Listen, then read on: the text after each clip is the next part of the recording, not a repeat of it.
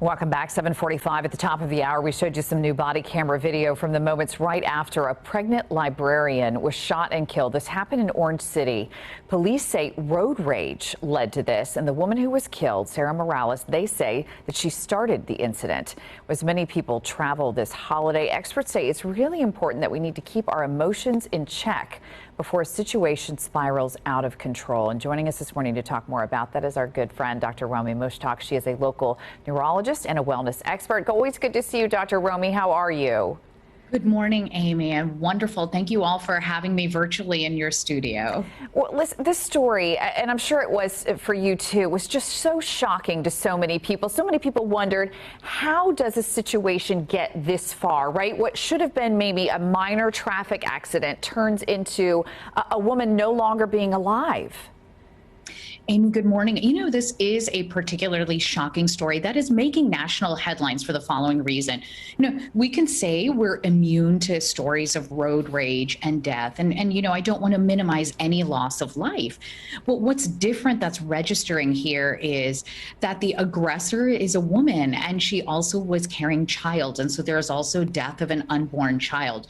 But let me explain what happens. A road rage, or what's psychologically known as intermittent explosive anger disorder, really two things happen. Is stress can get out of control and anger just erupts unprompted often. And what normally happens when we're stressed out, people will either go in fright mode and just stand still. They may flee away from the scene, or they fight. And what you had here was two individuals who chose to fight. And while investigation is still ongoing, it's shocking to hear that two individuals after a crash are now fighting, and gun violence is now involved. And so I think all around it just is surprising and unexpected twist of what we typically don't hear in a road rage incident. Dr. Romie, if we find ourselves in this situation, right, a minor accident or somebody cuts you off as you're driving, and obviously there are going to be a lot of cars on the road over the next few days because people are going to be traveling, it's going to be more crowded and it's going to be annoying. What do you need to do, like in your own mind, to sort of check yourself?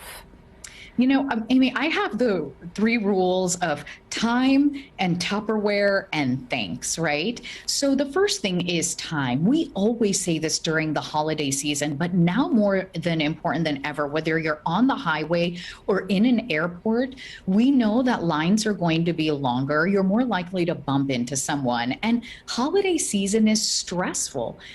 The American Psychological Association shows that 1 in 3 Americans is so stressed out right now that it's even difficult to figure out what to wear. So now imagine that if someone cuts you off in traffic, or the lines are longer than expected in the airport, your stress levels are going to rise. So number 1, give yourself time when you're traveling.